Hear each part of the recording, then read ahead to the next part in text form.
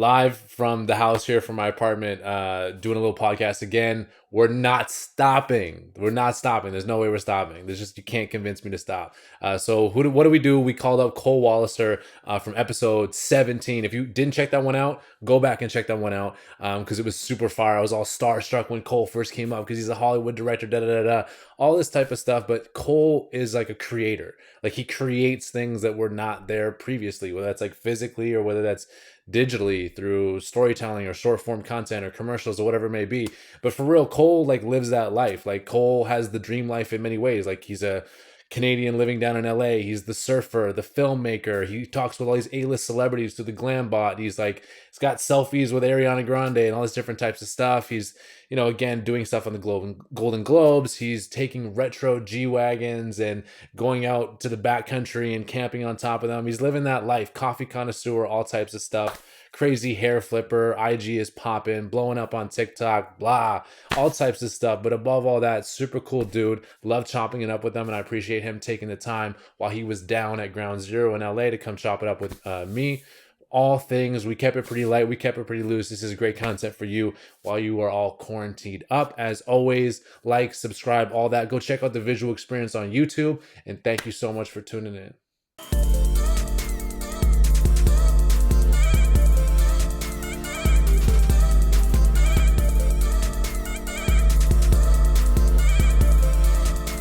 What's up, Cole? Joining us live from, what do you call it? Cafe Coleon? Cafe Coleon. Cafe Coleon. This is Cafe Coleon. Yes, sir. And that's one of the great things about this whole quarantine thing. You get to stay home, make the coffee. You got the amazing espresso machine. You're hanging out. Like life seems pretty good for you, man. Life isn't bad right now. I mean, obviously, barring the craziness that is going on, but life in my apartment ain't so bad in this quarantine situation. The good coffee machine really does help. So yeah, I can't complain. So when are the coffee beans coming? Can I order them on Amazon? That's what I'm really worried about. I heard you're starting a new business venture. Yeah. That is the dream. I would love to be like roasting and selling. Yeah, the dream. It's like for someone like, it's like doing filmmaking, directing. It's like my side hustle is coffee. You know what I mean? Yeah, it's only right. So I mean, we'll see. I mean, it's definitely a thing I'm trying to sort out. I mean, obviously everything is put on hold. Like that kind of thing is put on hold right now. But the idea of like roasting my own beans and like having my own little coffee situation is cool. I love the culture. So funny. I'm like, I love the idea that like coffee really brings people together and you can come meet for a cup and like have a cup of coffee. Absolutely, but that's kind of not the case right now. But hopefully we'll get back to that. And then one day we can have a little Cafe Coleon out there in the world. Hopefully we can. Well, listen, man, I wanted to thank you for coming back on, especially in these trying times. I know things are wild right now. Fans of the podcast will know we threw this all the way back to episode 17 when you came by. This will be episode close to 70 now. Which is super crazy. We're just going week after week. And if you want the backstory on Cole, go check out the back catalog. The back catalog is crazy. We talk, story and come up and purpose and the why behind things and filmmaking and all these different types of how to make it as a creative in the industry type talk, which is great. And I still have a lot of questions for that. But my main question after just kind of going through and researching you even more than I already have is, do you still talk to the Red Dragon team, the Red Dragon squad? No, not really. Oh, come on. I mean, who is? No, I was never like close with them. You know what I mean? But like just growing up skating in Vancouver, it's like obviously who Colin, Moses, and Sluggo are. You know what I mean? And so we've been friendly on social, but like I was never like homies with them really. You know what I mean? Like we'd say what's up like back in the day, but that's about it. So I know you're inside all the time, and I know you're trying to, obviously we're reaching out to people that are like, hey, I haven't talked to you in so long. How you doing? Checking in, all that type of stuff, man. Go reach out to the skate homies back in the day, man. Yeah, no, that is a good point. I mean, definitely. I mean, I definitely keep in touch with some of them for sure. Yeah. But yeah, it's like it's crazy. It feels like it's definitely still a part of me and like my DNA, but it definitely seems and feels like a different world at this point. It most definitely is a different world. So now we're in this world. Now we're all stuck up in our homes. So as a creative, as one of the lead creatives in the world, really, because like that's kind of the position. I wouldn't go that far, but I would say I'm doing what I can. No, man, you have no idea. People reference you. I don't think like you need to understand you outside of you. right? And you outside of you is like, oh, that's people look at you as the blueprint now, which is pretty crazy. And well, I'll tell you, this is what's interesting. Not to cut you off, but this is what's interesting about that. It's like I feel like I've been doing what I've been doing steadily for like a few years, and what I mean a few years is like the idea of like focusing on social and like really putting that stuff forward. So it's like I kind of decided to really invest into that in like 2017, and I was like, all right, I'm gonna do this and like really put this forward and like make this a thing. And so I've just been continuing on that since like 2017. The difference is like, you know, in the past year and a half, like just so many more people are aware of it because of like the GlamBOTs and how stuff is sort of like taken off in that kind of aspect. But to me on the inside, I'm like, I'm still doing the same thing. So like nothing is new to me. You know what I mean? So that's why I'm like, I'm still putting my same foot forward in front of the other like I was in 2017, you know, just now there's like a bigger audience, but I don't really, it's cool and I think it's awesome, but like I don't feel like anything is different. Just more people are aware.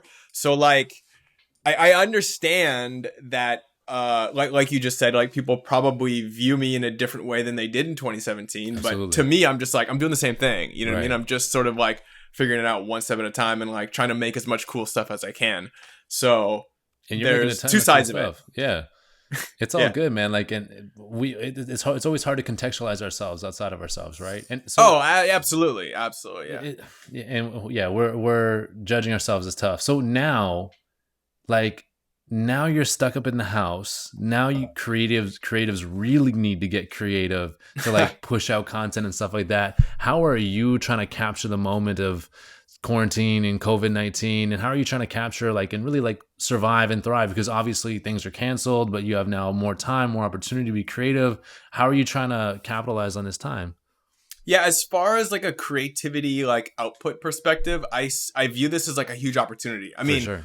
Don't get me wrong, it sucks for a lot of reasons, right? And reasons we're all intimately familiar with, right?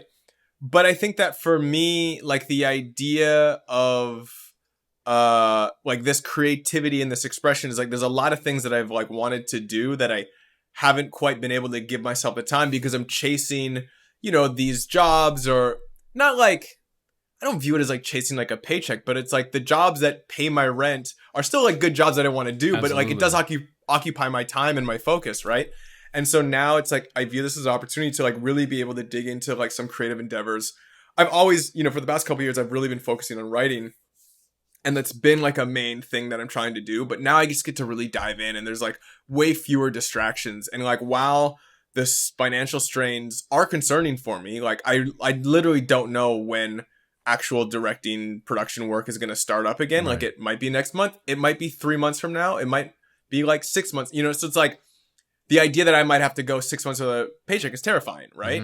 And so that aside, I'm like trying to just figure out how to take this situation and use it to my benefit, or like, you know, get some stuff done that I normally don't get done. My whole MO on this right now is like all of the things that I always tell myself I don't have time for, now I have time for. So do all of them. Yes, you know what I mean?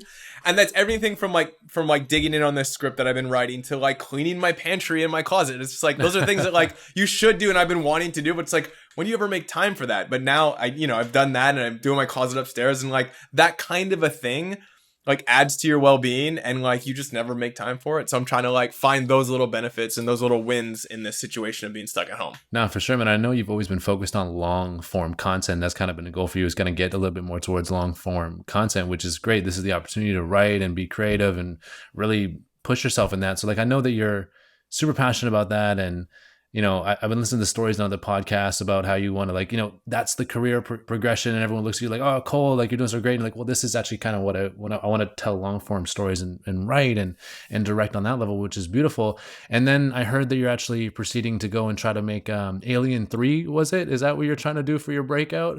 Or are you... Wait, what? I heard on a podcast where you're like, listen, everyone wants to go out and like really do something heartfelt and blockbuster and really tell a beautiful story. But hey, if you got to go make Alien 3, you got to go make Alien 3. Yeah. I think I was talking about like Ridley Scott's first movie. I think, was it Alien 2 that he Alien directed? 2 maybe. Yeah. Yeah. And so like, you know, I try to balance the idea of like, I mean, look, always dream big, but like be pragmatic about like the steps you need to get there. And I think that like the long game is the game. It's not about just like today or tomorrow, you know what I mean? And so if you can do something that puts you in a better position to do the thing you really want to do, it could be worth doing. So Absolutely. I think that's just sort of speaks to that. It's like, yeah, though Alien is like an awesome franchise, and I think it would be awesome to do like Alien 3 or Alien 4, of course, right? Right. But I think at the time when people were doing like Alien 2, I think they even did 3 back then.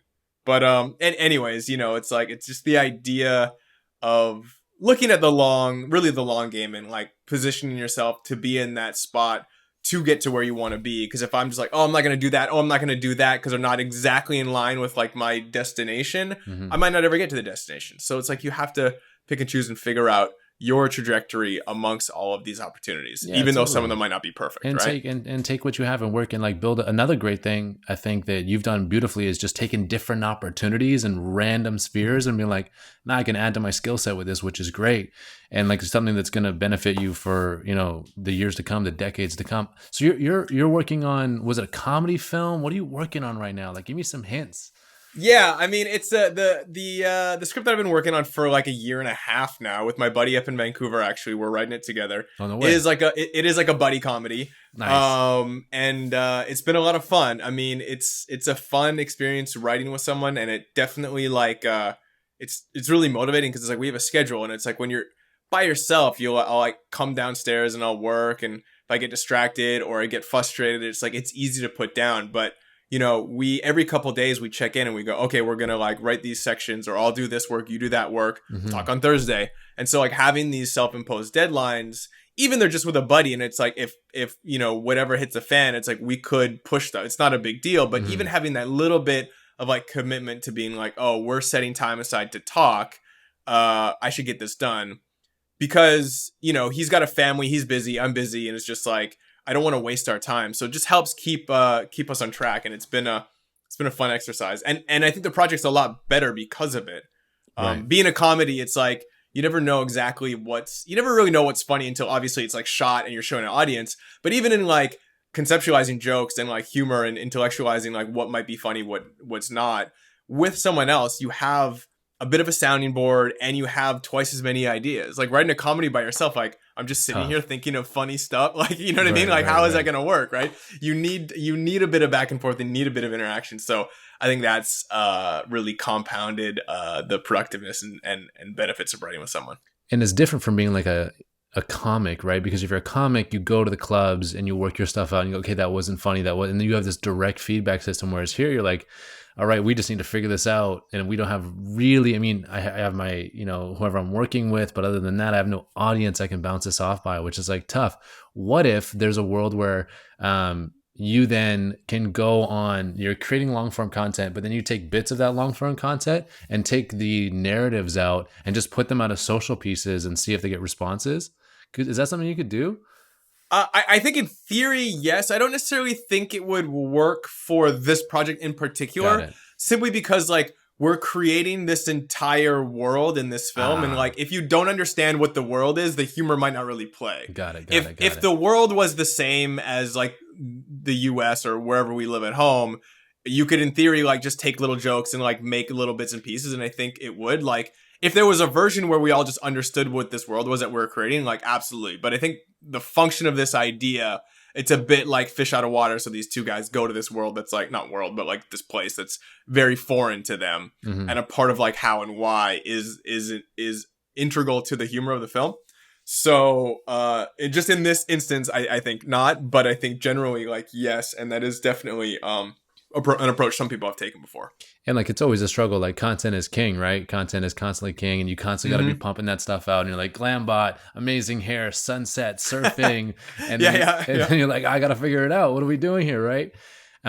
Which, man, we should do, I don't know, man, we got to pitch you some, like, let's do a vlog of like, you and your mom going around Steveston, like just like Hell eating yeah. pastries or something. Like that's some fire content. We got to figure out a way to do that. Yeah, I mean, anything with my mom is definitely fire content. And The I think socials actually, like, love your mom. I know, an afternoon in Steveston, like when this is all said and done, it sounds like an amazing little vlog day adventure. Steveston Diaries. Are you kidding me? Oh, That's totally. a Netflix series. Well, like screw Instagram. Let's get it going here. Yeah, definitely. Content is king, and I was going through your Instagram, and I actually found your manscaping or your Manscaped, Yeah. and your I guess in partnership with your commercial. And I was like, man, that is top 2 Instagram ads all time. You should get director credits for that. That's insane. Yeah, and for those that don't know what I'm talking about, I'll link to it. Yeah, that was a funny thing. And like, so because my social's been taking off, I've been getting requests to do sort of some branded content, some kind of like influencer marketing and stuff like that. For sure. And so for me, like, I always want to use the opportunity to like, learn something or just be like, make something cool, you know? So it's like with that Manscaped thing, like they hit me up for a post basically. And so I could have just been like, taken a photo and been like, hey, like I got this Manscaped stuff and check it out. Like that's would satisfy their criteria, right? Right.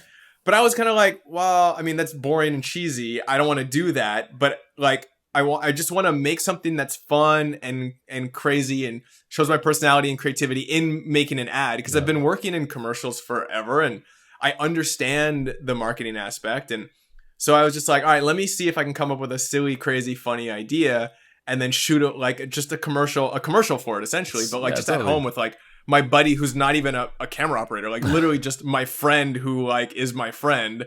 And I was like, hey, hold the camera like this, do this. And we just basically spent like 2 hours and we shot this funny concept. I cut it together that night, sent it to them. They loved it and approved it and we put it out. That's super fire, man. I can't listen. I hope you get more partnerships, more in partnership with, because I just want the content because that's hilarious. Yeah, no, it's interesting because I've actually had a couple. I've been working on a few more, but like it really varies because like Manscaped is like super young and hip and like it's a small company, but I've done some other stuff with other companies that are bigger. They have marketing agencies. And so you're in this weird balance of like, yeah, do your own thing, but like follow all these guidelines and like all these legalities. Right. So, you sort of like try to figure out the landing place of like doing your own thing, but like adhering to the literally like the legal aspects of what this advertisement is. And sometimes it can be a little tricky to balance that, but that's a part of like the learning experience, you know?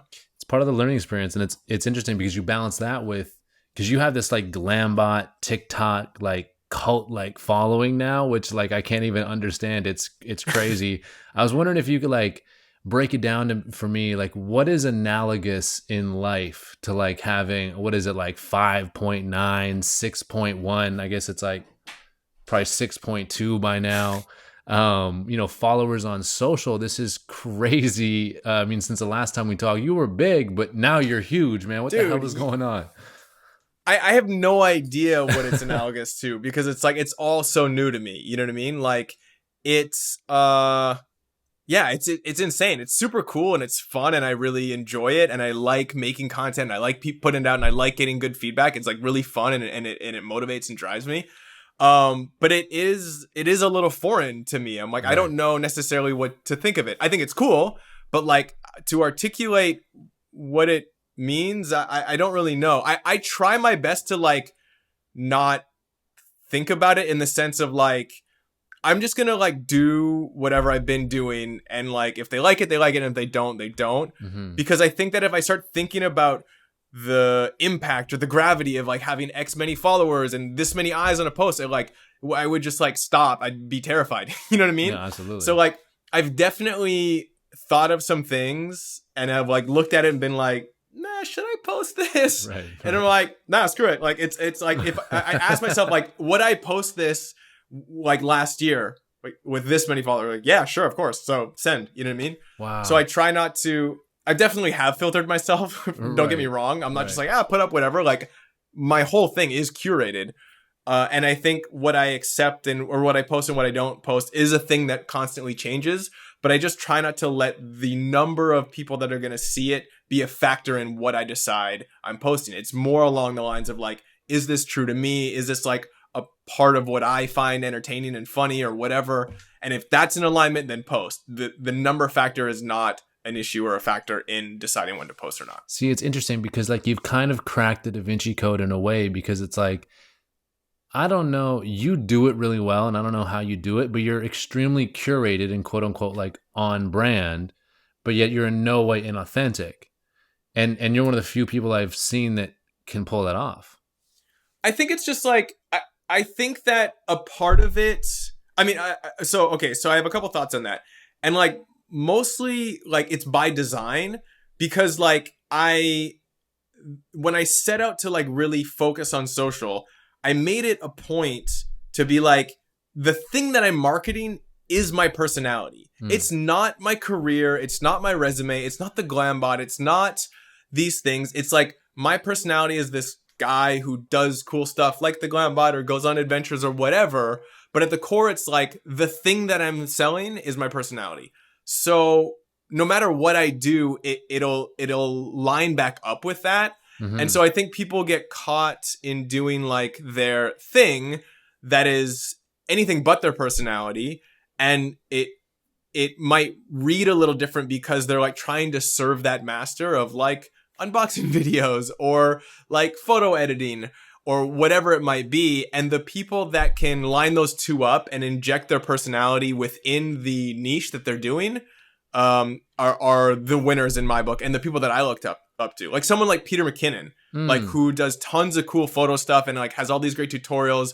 But like when I realized this was a thing, I looked at his YouTube page and like, you know, he's got like 30 videos on the front page or whatever, right? Right. And all different topics of like doing different things. I looked at that grid and I was like, I could click on any of these no matter what the topic is and know I would enjoy it. Even if I'm not interested in like 5 quick tips to like shoot better portraits, like, you know, because he's so good at infecting his content with his personality. And that's the thing that's appealing.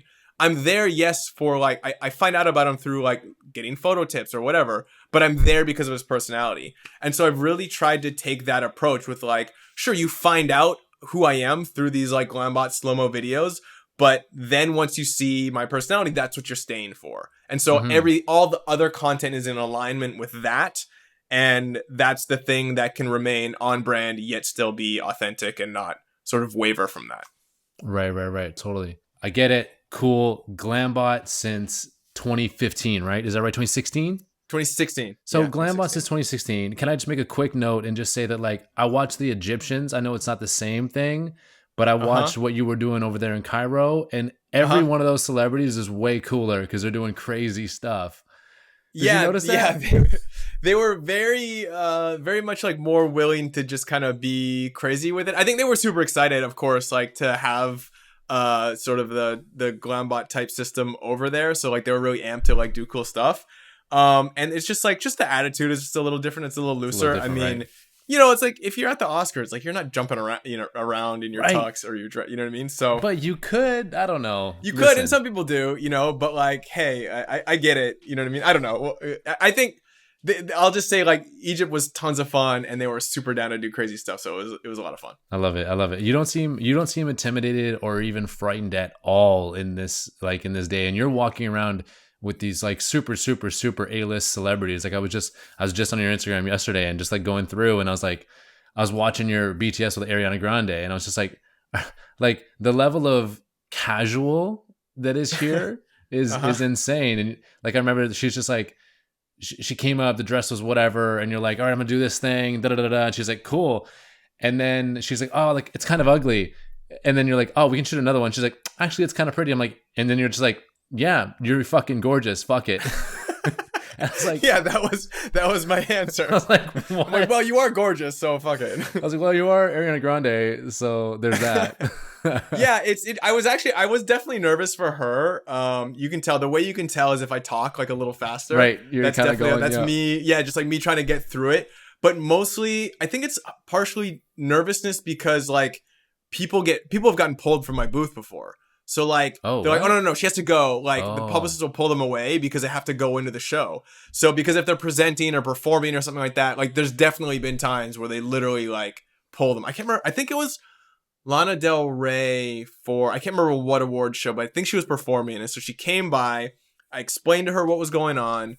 everything was all set. I literally was about to go 3, 2, 1 action. So it was like 15 more seconds. And the publicist was like, she has to go right now. And she literally pulled her off the mark and they left. And I was like, okay, like I explained everything already. Like she was on the mark, ready to do it, you know? And so I'm always fearful of that happening. So when I get someone like Ariana Grande or Brad Pitt or whatever, I mean, Brad Pitt was like pretty like mosey. He was like moseying along. So that was fine. Right. But some people, you get the sense it's just like super frenetic and you know that they might get pulled in any second. And so the faster I talk, the faster I can get through it. Maybe that's just my excuse. Maybe I'm just nervous as heck and I just don't know how to talk, I don't think so, man. You know? So, but I mean, I don't know. It's, I've also done so many of them at this point where, you know, it's like, I know the deal, so I can like sit back and relax and just sort of like, you know, communicate efficiently rather than be like, I'm not worried about the technicality or the system. Like when I first started doing it, it's like, I'm so worried about the camera movement and the focus and the talent's movement and like how this is going to work. You know, not that I don't pay attention to the conversation, but like I'm worried about a ton of other stuff. I have that stuff so dialed in now. It's more just like, hey, like, what's up? Like, let's do something fun and like really can connect with them and talk more. So I think that helps too, like over time and experience, definitely. No, I get it. I mean, and you're well versed in that situation, but you're in a lot of high stakes situations or like high stakes, we'll call them performances, whether you're on camera or as a director. Because I mean, in a sense, like that's a performance in a sense too. Like you're very much you're commanding an orchestra in a way, right?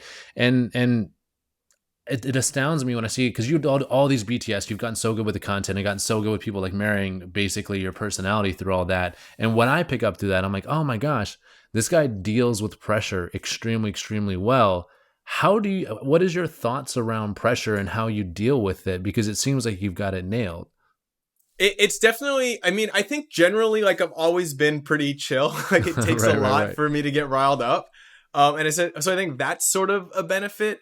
But like, just, I don't know, you know, like I realized that like, okay, so, you know, being in production and being on set and like directing, like if you have an hour left and you have 2 hours worth of work, like fretting about it isn't going to help you get through it. It's just going to make it worse. It's just going to make it harder for you to make decisions. So I realized from early on that like I'm best suited to just keep my composure and like to be this like sort of like calm commander in a sense to guide the ship forward. Because the other thing too, like when I was learning, and I mean I'm still learning, but like when I was really trying to figure out like how to direct stuff, I would talk to a lot of people and ask people who had a ton of experience, like more so performing in front of camera, like, hey, like what do you notice about directors that are good? What do you notice directors that are bad?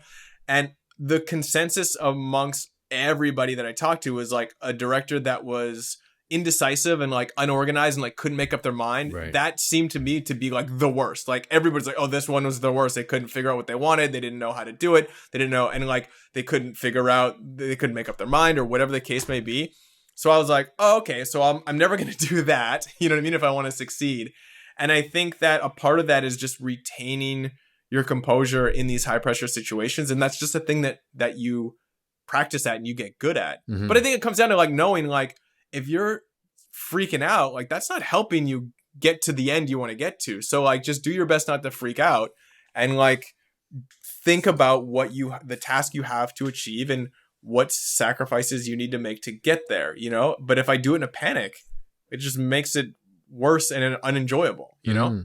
No, man, I totally get it. I think, are you trying to go a little bit more into being on the other side of the camera? I know you are a ton like on your socials and stuff, but like in acting or any of that, like I know you had that cameo in like Wiz Khalifa's video and I was like, damn, he's really like, that seems like a high stakes situation. He seems to be keeping his cool just fine. Yeah. Are you looking to do any more of that stuff or what's up? Absolutely. I totally am. I think that, I think it would be a lot of fun. Like, you know, I actually grew up, you know, dancing and performing in front of camera in that sense. So now that I don't really dance anymore. So it's like that kind of performing aspect in nature. Like I feel like I need to scratch that itch a little bit. For sure. And I've been having a lot of fun like on my social and just sort of like just being in front of camera is cool. And it's another thing that I enjoy. So I definitely want to do more of that. Where that necessarily leads me, I don't know, but it's just a thing that I'm super open to. And like, I definitely want to do a little bit more of for sure. I love it. You definitely seem like you've taken on that LA persona and all that. Like but you have these like this wholesomeness about you, right? Everyone say, "Oh, he's a Canadian, whatever, whatever." And I'm like, "Oh Yeah. man, we need some of that back here at home, right?" And I always think about like, here in Vancouver, we have production studios in town constantly. Every block, there's a blockbuster movie going on. But what seems to happen is that they always come, they come to Vancouver to shoot because Vancouver is the best city. They can look like any city. But they bring all the LA talent up. They don't necessarily source locally. And I wanted to get your thoughts really quickly on how do we make it so that people in Vancouver, whether it's directors or actors or filmmakers or whatever, actually get hired and actually shoot here, because the scene here is super, super transplanted. And, frankly, there's a ton of talent here. Do you have any thoughts on that? Do you want the short answer or the long answer? Hey, man, it's all up to how much time you got. Well, the short answer is discouraging. The short answer is you can't do anything about it, right. To be frank. Right. You know what I mean? Because like what it is, it's like a top level thing of like, so what you're talking about is like Canadian productions and Canadian studios creating shows and content in Vancouver, in Canada, hiring Canadians to do it. The problem with that is like it literally comes down to the amount of money that Canadians spend on entertainment and government on like how many grants. Like that, there's nothing you can do to affect that. I think you can like petition things and like make a difference, but like that's such a high level that like, and I don't want to be discouraging, but like you might be better off picking other battles. You know what I mean? For sure. But I mean, they do still spend money and they do still like have options for that. But I think that I don't know, like.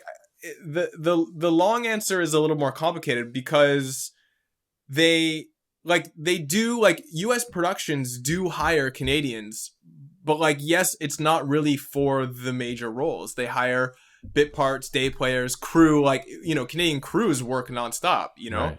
But they do bring directors in from LA and they do bring lead talent in from LA. The problem isn't so much. It's it's just like a catch-22. You know what I mean? It's the same thing with like a couple years ago, like before Crazy Rich Asians came out, right? People were like, oh, like you can't have Asians lead in pictures. And that's why Ghost in the Shell had Scarlett Johansson cast as like the Asian character. And like all these things were problematic because it was a bit of a catch-22. And so you just couldn't win because studios would go, oh, we can't cast an Asian lead because they don't sell, but the reason why they don't sell is because there's no pictures that have Asian leads in them, so it's like you're kind of screwed. And like being a Canadian in the entertainment industry is a bit like that, where like there's not opportunity because no one gives you opportunity, but then there's like what are you supposed to do? And I think that like one of the reasons is like every once in a while these sort of things break down barriers, like Crazy Rich Asians breaks down this sort of like invisible barrier that Asians had, and now everybody's like, oh, like they can like sell movies tickets now. You're like, obviously, but shit. you just need that one thing to kind of like break down those doors. And it also just depends. It just comes down to like it comes down to the business aspect. So like your argument that there's a ton of talented people in Vancouver, there's no argument against that. But the problem is like, we're not talking about talent. We're talking about a business. You know what I mean? And so for this TV show to like get their dollars for the network, like they want someone that's been known. And so, yes, there are some in Vancouver, but like there's a whole bunch more in LA, and it's just sort of like it's a tricky thing.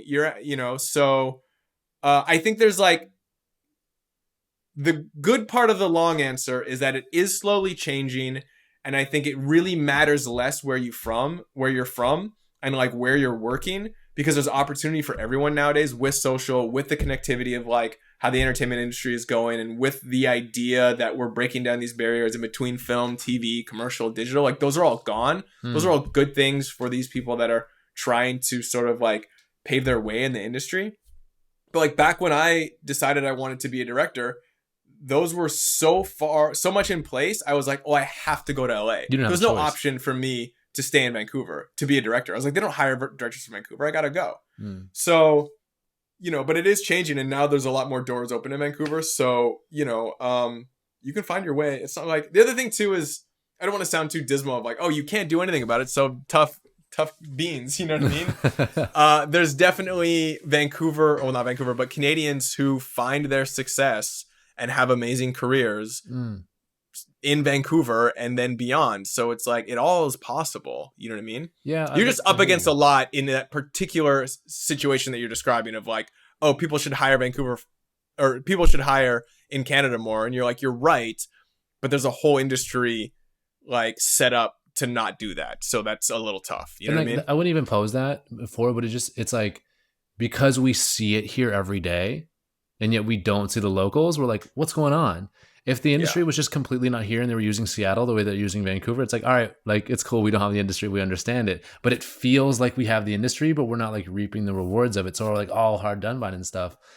It is. But if you have to remember too, it's like the industry you have isn't even yours. Isn't even ours. It's LA. Right. It's LA just like going there to like use what it wants to use. So like they're under no obligation to hire local people. Absolutely, you know what I mean?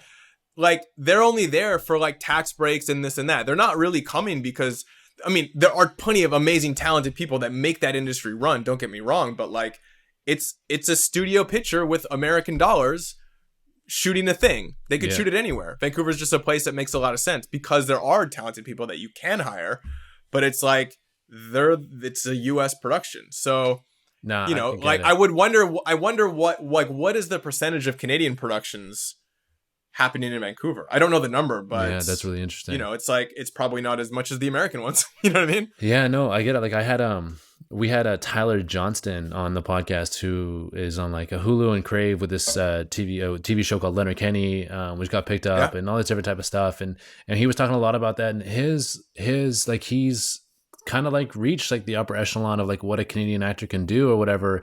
And he's like, well, now like, it's like, well, I either make the jump down to LA, like, and don't like, I'm fine. I can completely like, I can call it a good career up here, or I can make that jump down there, or I can, you know, double down and start like producing and trying to bring money in like locally as well, and going through those crossroads and stuff. So I find it interesting as well. I'm also just in love with the city and all that, and so I'm like, oh man, let's get our shine.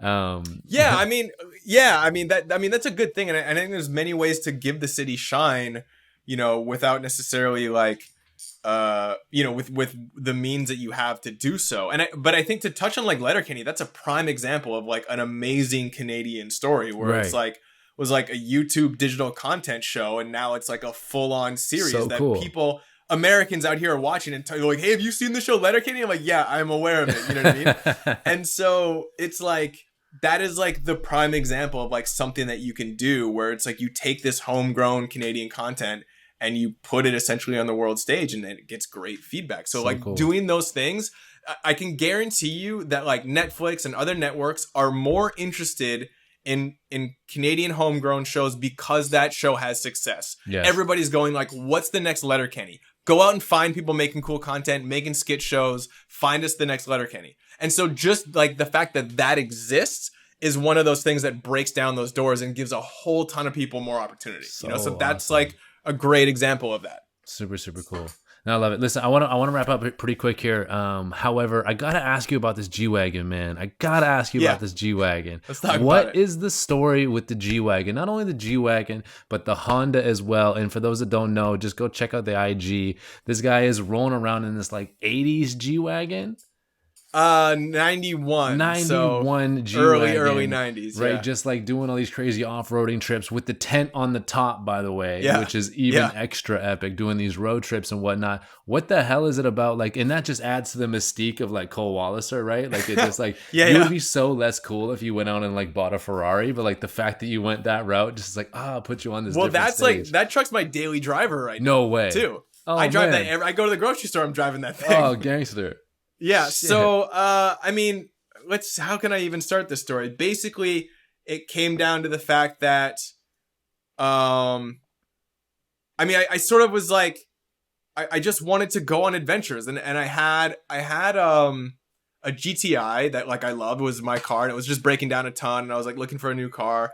I was like, oh, I want like an adventure mobile. Like, I want to be able to like get out of LA and like go into the woods and like go on these like camping adventures. It was just sort of like my life was aligning more to like wanting to do those things.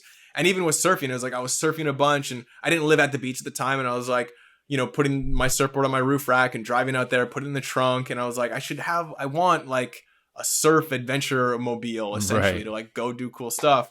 And I was looking at what to get, and I've been in love with like old Defenders for years, like the classic off-road vehicle, right? And so that has like traveled the world. And so I was looking at those, but they're super expensive. They're like 80, 90 grand for like a 2-door Defender, And I was like, wow, I'm not spending. I'm definitely not spending that much. So I started doing more research with like older, like vintage trucks. And I found out that G Wagons had been made since the 70s. They made 2-door versions. They never made them in the States, but you could get them and you could import them. So I started doing research on how. I met a bunch of enthusiasts. I got advice on how to do it, and I found one that was being imported, and I bought it. It was super bone stock. It had little steel wheels on it, and like nothing done to it, no fenders, no nothing. And I bought that in, I think, 2016 too. 2016 was a good year. Did the GlamBOT, moved to the beach, bought the G Wagen. My whole life changed in 2016. I've been just slowly like beefing it up with like putting big off-road wheels and tires on, getting it lifted, adding a bunch of off-road lights, a tent. Gangster. And I had a lease with another car for a while, and then that lease was up, and I was like thinking about, I should get a Tesla, or like do like Teslas are cool, and like I want to like do my part and get an electric vehicle, but it just like didn't make any sense they're expensive too. I was like, right. I don't Teslas are not, they're not cheap. No, and the thing that came to it, actually, this is the determining factor, right? It wasn't. I was like, okay, so I could get a Tesla and pay the monthly payment. It would be expensive, and that would be great and sweet. I'd enjoy driving it. But I was like, I want to do everything to make a movie. And so what I don't want to happen is like me get this Tesla, and all of a sudden I have to take like other editing jobs or other random little video jobs that like take up my time just so I can pay that bill. When like ultimately what I would be happy doing, and this is going to come full circle, is in 2016, I was like, I'd be happy staying at home, not working, and writing this script. Wow. So like, I'm happy to do that. And so I was like, okay, well, I'm not going to get a Tesla. I'm not going to increase my monthly expenses. And if I don't work, I'll be fine. I mean, don't work as much. I'll be fine saying no to jobs so I can sit home and write. And so coincidentally now, 2020, I am sitting home and writing like as much as my heart desires, because I definitely got no work right now.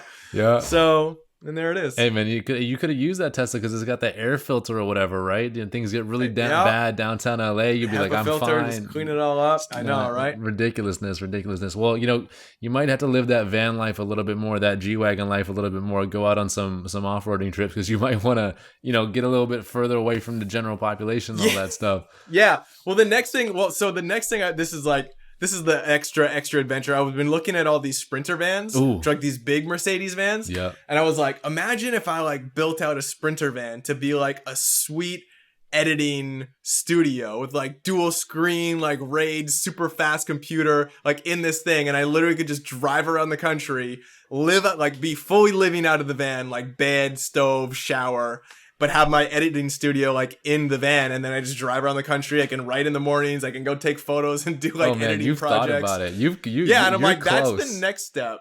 You're close. I've done the numbers on it too, and I was like, if I got rid of my apartment, that would essentially be the car payment. I could just live in the van. Perfect. So we'll see what happens. I think you're maybe a little bit too not tied down. You know what I'm saying? Like you're down there, you got like no dogs, no cats, no girlfriend, no family, right? You're just all alone over there. Yeah, I mean, I definitely, I have a girlfriend now, so I got one of those things. Okay, I'll keep it on the low. Okay, my bad. No, but like, but all those other things, I mean, like, yeah, there's not really anything keeping me tied here. You know what I mean? Like the dog responsibilities, family stuff here in LA is like, I can definitely just go take off. So cool. Well, I'm just gonna brush the fact that you just crushed millions of people's hopes under the carpet there, and try to wrap it up a little bit here, man. But I just wanted to thank you so much for coming on amongst everything that's going on, and thank you for one thing I'll share on like our first interaction. It just goes back to what you were talking about earlier. Is like when I walked out of our first interview, and this was 2 years ago. I'm like, oh man, it's astounding to me that there's someone that lives and works in such a superficial or artificial world, it being the entertainment industry, and yet is so real and authentic. So I applaud you for staying true to that. And whether you're in a Wiz Khalifa music video or on the red carpet or out surfing or on the bike or in a G Wagen, Cole is Cole, and that's super commendable, dude. So thank you for being thank like you, that. man. Appreciate that. Cool, man. Appreciate it. Absolutely. Well, thank you for coming on, and please stay healthy, stay home, and we'll look forward to chatting up next time. Thank you, man. Thank you for having me. It's always a pleasure talking with you. Let's do it again. Oh, and the socials, right? I want to get what are the socials, man? Plug it. Oh, all socials are just my name. Yeah. So Instagram, Cole Walliser, Facebook, Cole Walliser, YouTube, Cole Walliser, TikTok now, Cole Walliser. Yo, TikTok's Twitter, crazy. Oh my God. Is crazy. Twitter is my old nickname, which is Kolya, but I've actually been in communication with them. And I think they're switching it to Cole Walliser in the next week or two. So that's awesome. Well, listen, I hope to see you at Cafe Kolya. Until then, I'm not making a trip down. Dude, if you come down here, you definitely got to come over. Once the quarantine is lifted, if you're in LA, make you coffee at the house. Hey, listen, it's either that or we're opening up a coffee shop in Stevenson. All right, the choice is yours. I think both, actually. Both. Do both. Yeah. Okay. Thanks so much, Cole. Until next time. Awesome. Thanks, man. Bam. Thank you guys for checking out the podcast one more time. Again, we're doing content to this whole thing. We're gonna keep it rolling.